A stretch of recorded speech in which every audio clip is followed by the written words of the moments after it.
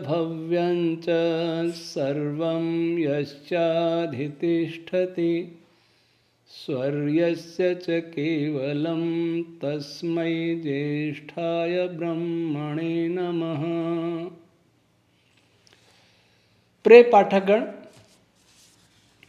आज वेद विज्ञान आलोक की 105वीं कक्षा प्रारंभ करते हैं, जिसमें ऐत्रेय ब्राह्मण के पहले अध्याय की पहली पंचिका का पहला खंड और वेद विज्ञान आलोक के अनुसार 117 खंड का समूह 7, पृष्ठ संख्या 12।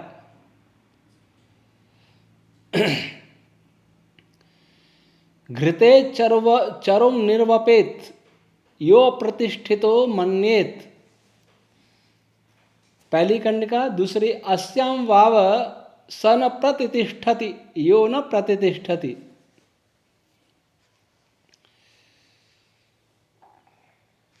इसका जो अनुवाद किया जाता है, मैं समझता हूँ उसे भी साथ में बताना चाहिए, और ये मुझे प्रोफेसर मदन मोहन बजाज ने भी आग्रह किया था कि उनका साथ में बताना चाहिए, ताकि श्रोताओं को, पाठकों को उसमें से अंतर मालूम पड़े। डॉक्टर सुधाकर मालवीय का हिंदी अनुवाद और आचार्य सायण का संस्कृत भाष्य, उसके अनुसार ये कह रहे हैं कि जो ये मानता है कि मेरी प्रतिष्ठा नहीं है, मेरे पास पशु नहीं है, धन नहीं है, ये नहीं है, वो नहीं है, तो जो यज्ञ, उस यज्ञ में घी में चावल मिला करके उसकी आहुति दे, वो अर्पित करे। किनको अर्पित करे? अग्नि और विष्णु देवताओं को। क्योंकि जिसकी प्रतिष्ठा नहीं होती इस पृथ्वी पर, उसकी कोई प्रशंसा नहीं करता, ऐसा उनका भाष्य है, अनुवाद है। पहली बार बताया मैंने उनका क्या अनुवाद है, अभी तक तो नहीं बताया था, पहली बार यहाँ से थोड़ा संक्षेप बता दिया। अब हमारा क्या है? इस भाष्य में आचार्य सायण ने या सुधाकर मालवीय ने या और भी भाष्यकारों ने क्या किया? घृत शब्द देखा तो घी ले लिया उससे, चरु देखा तो चरु का अर्थ चावल, उबले हुए चावल, भात ले लिया, सभी रूढ़ अर्थ कर दिए। चावल घी में डाल कर आहुति देंगे अग्नि देवता को, विष्णु देवता को, प्रतिष्ठा हो जाएगी, पशु मिलेंगे, धन मिलेगा, सब मिलेगा, ऐसा उनका मानना है। और सारा विज्ञान हमारा ऐसे ही खो गया। घृत क्या है? मैंने यहां कुछ प्रमाण दिए हैं। संदीप्तम तेजः, महर्षि दयानंद ऋग्वेद भाष्य 2:3-11, और इसका व्युत्पत्ति की यमणादि कोश 3:89 में ऋषि दयानंद ने जिघरती संचरती दीप्यते वा तत् घृतम, जो टपकता है, क्षरण होता है, चलता है, चमकता है, वह घृत कहलाता है। घृ क्षरण दीप्त्यो, इस धातु से। और शतपथ ब्राह्मण में महर्षि याज्ञवल्क्य कहते हैं 7:5-1-3 घृतम अंतरिक्ष से रूपम, ये अंतरिक्ष है, यह भी घृत है। घृत अंतरिक्ष का रूप है। फिर मैत्रेयणी संहिता ने लिखा तेजो वही घृतम, तेज ही घृत है। कौशितकी ब्राह्मण, मैत्रेयणी संहिता का पता है 168, कौशितकी ब्राह्मण 21:4 में लिखा सर्वदेवत्यम वही घृतम। काटक संहिता में लिखा एतद् वा अग्नेः प्रियम धाम यद घृतम, काटक संहिता 20:7 और 21:8। निघंटु घृतम इति उदकस्य उदक नामसु पठितम, निघंटु 1:12। शुद्धम प्रदीप्तम उदकम, महर्षि आनंद यजुर्वेद भाष्य 34:40। तो महर्षि आनंद जी ने जो भी घृत पद के अर्थ ग्रहण किए, तेज, उन्होंने मन से नहीं किया। वैसे वो योगी थे, वो स्वयं भी जान सकते थे, लेकिन उसकी पुष्टि महर्षि याज्ञवल्क्य, मैत्रायणी संहिता, कौशितकी ब्राह्मण, शतपथ ब्राह्मण, इनसे भी हो रही है। तो ऋषि दयानंद ने, जो आर्य समाज की विचारधारा में विश्वास नहीं करते, वे मेरे पौराणिक भाई, वो सोचेंगे स्वामी दयानंद जी ने अपने मन से अर्थ कर दिया, मन से नहीं किया है। महर्षि याज्ञवल्क्य को तो सभी मानते हैं, मैत्रायणी संहिता या और ब्राह्मण ग्रंथों को सभी मानते हैं, उनमें भी यही है, वहीं से ऋषि दयानंद ने ग्रहण किया है। अब चरु क्या होता है? जिसको घी उन्होंने बताया, उसका अर्थ है यहां तेज। और चरु के भी ये अनेक अर्थ हैं। मेघम, चरु का चावल भात भी है, लेकिन मेघ, महर्षि आनंद या ऋग्वेद भाष्य 1:7-6 निरुक्त क्या कहता है? चरु मृत चयो भवति चरतेर्वा समुच्चरन्ति अस्मात् आपः, निरुक्त 6:11। मृत चय, मृत का अर्थ मिट्टी ले सकते हैं, लेकिन यह मृत का अर्थ मिट्टी नहीं है। मृत कोई पदार्थ, उसका ढेर, वह चरु कहलाता है। जो चलता है। आपः चरन्ति समुच्चरन्ति अस्मात् आपः, जिसमें अस्मात् वैसे पंचमी विभक्ति है, जिससे आप तन्मात्राएं विचरण करती हैं, वह चरु है।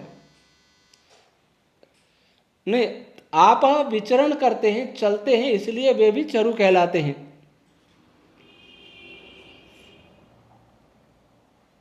मृत क्या है?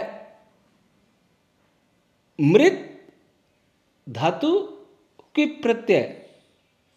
मृत का अर्थ पीसना, स्पर्श करना, ये आपटे कोश में दिए कई अर्थ है। पीसना मुख्य हम लेंगे यहां। जो पिसे हुए पदार्थ का ढेर है वह चरु है। पिसा हुआ पदार्थ अर्थात ऐसा पदार्थ है जो चूर्ण चूर्ण हो रहा है, बिखरा हुआ है, सूक्ष्म रूप में फैला हुआ है, सूक्ष्म रूप में है, संघात रूप में नहीं है, बिखरे रूप में है, वह यहां चरु है।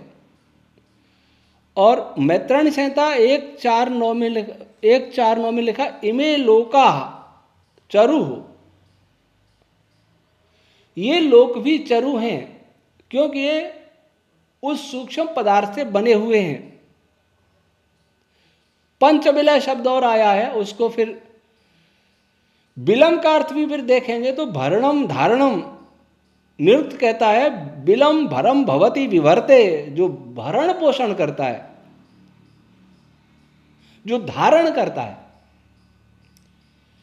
विल होता है, कोई विवर होता है, उसमें कोई पदार्थ रहता है, उसको वो धारण कर लेता है, लेकिन यह बिल का अर्थ ये जो भरण पोषण करता है, भरम भवति।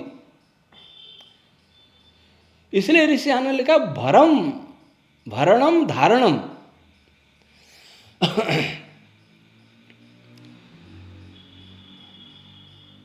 तो जो पदार्थ है चरु, जो बिखरा हुआ पदार्थ है, यहां चलेंगे मन। अच्छा, मन्यते सभी एक बार देख लेते हैं। चर धातु गति अर्थ में और भक्षण अर्थ में भी है। और चरु का अर्थ उणादि कोश में लिखा चरति चर्यते अग्निना भक्ष्यते इति चरु हो। उणादि कोश 1:7। मन्यते कांति कर्म, मन्यते अर्चति कर्म। जो मन धातु है वो कांति कर्म में भी है और अर्चति कर्म में भी है। अर्चति का अर्थ पूजा करना होता है, लेकिन वेद में यह चमकने अर्थ में भी है।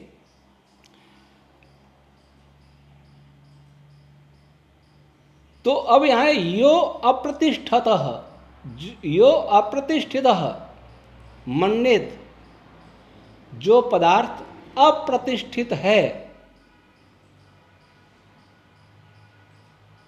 अप्रतिष्ठित अर्थात जिसमें चमक की, दीप्ति की प्रतिष्ठा नहीं है। मन्यते अर्चति कर्म, मन्यते कांति कर्म, जिसमें अर्चना अर्थात दीप्ति नहीं है, जिसमें कांति अर्थात गति और आकर्षण बल नहीं है, अर्थात जिसमें गति, कांति, आकर्षण की अप्रतिष्ठा है। जो पहले पदार्थ सूक्ष्म सा बिखरा हुआ है, चाहे उसको पार्टिकल स्टेट मान लीजिए, कणों की अवस्था मान लें, सब तरफ बिखरे हुए हैं। जब प्रारंभ की स्थिति की बात हो रही है यहाँ, तो उनमें आकर्षण बल अतिमंद है, उनमें गति अतिमंद है, उनमें दीप्ति अतिमंद है। तब क्या करें? घृते चरुम निर्वपित। और वो पदार्थ जो चरु रूप है, ढेर तो है लेकिन गतिहीन या कम गति वाला, दीप्तिहीन अथवा कम दीप्ति वाला, बलहीन अथवा बहुत कम बल वाला है। इस कारण सृष्टि प्रक्रिया आगे नहीं बढ़ रही। तो उसमें घृत मिला दें, घृत की आहुति दें, तेज की आहुति दें। उसमें एक घृत शब्द इसलिए भी बना है, उसकी भी आगे कहीं निर्वचन दिया है ब्राह्मण ग्रंथों में, जिसमें घृम रश्मियां होती हैं। घृम करोति इति घृतम, जो घृम रश्मियों को धारण किए रहता है वो घृत है, घृत कहलाता है। ये घृम रश्मियां जहां भी सृष्टि में तेज होगा वह घृम रश्मियां होंगी। तो ऐसे पदार्थ में घृम रश्मियों का बीज वपन किया जाता है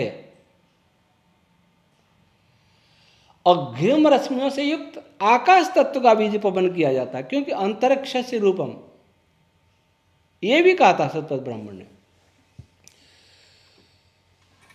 तो उस आकाश में जिसमें वो सारे पदार्थ भरे हुए हैं, बलहीन, दीप्तिहीन, गतिहीन या न्यून बल गति वाले, उनमें घृम रश्मियों का, उस आकाश में घृम रश्मियों का बीज वपन किया जाता है। अर्थात घृम रश्मियों की उत्पत्ति होती है।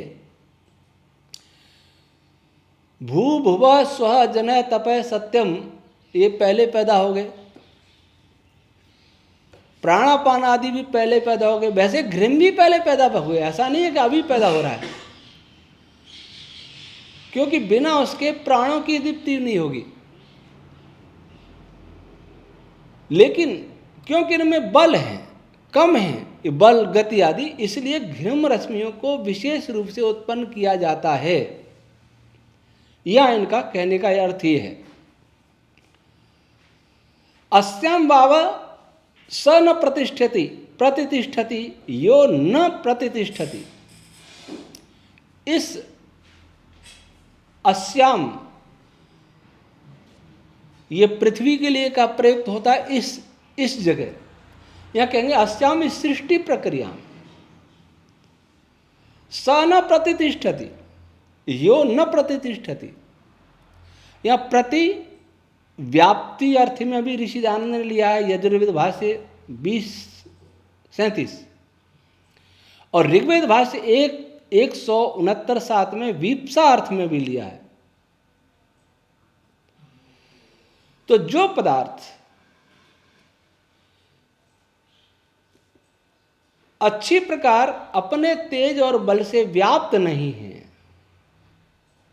जिसमें तेज बल गति की व्याप्ति नहीं है, अथवा जिसमें बल तेज बार बार उत्पन्न नहीं हो रहा है,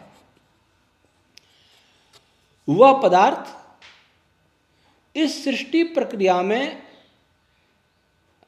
अपनी व्याप्ति नहीं दर्शा सकता। वह सृष्टि प्रक्रिया को आगे नहीं बढ़ा सकता। वह समूचे पदार्थ में सृष्टि प्रक्रिया क्रियाओं को व्याप्त नहीं कर सकता, अर्थात जहां ऐसा नहीं होगा वहां सृष्टि प्रक्रिया नहीं होगी। जहां पदार्थ तो बिखरा है, लेकिन जहां इस बात की कमी है, तेज की कमी है, गति की कमी है, बल की कमी है, वहां क्रिया नहीं होगी। और जहां ये तेज बल गति उत्पन्न हो गए वहां क्रिया होना शुरू हो जाएगी, अथवा क्रिया हो रही है तो वो समृद्ध हो जाएगी, तेज हो जाएगी, ये कहने का तात्पर्य। तो इसका सार क्या रहा कि पूर्व में सभी प्राणादि रश्मियां आकाश में व्याप्त थी और उनसे ही पदार्थ का निर्माण होना है। लेकिन पदार्थ के निर्माण के लिए केवल प्राण रश्मियां या और रश्मियां यही नहीं, उसके अतिरिक्त उन रश्मियों को भी अधिक सक्रिय करने वाली, अधिक तेजस्वी करने वाली, अधिक बलयुक्त करने वाली और भी रश्मियों की आवश्यकता होती है।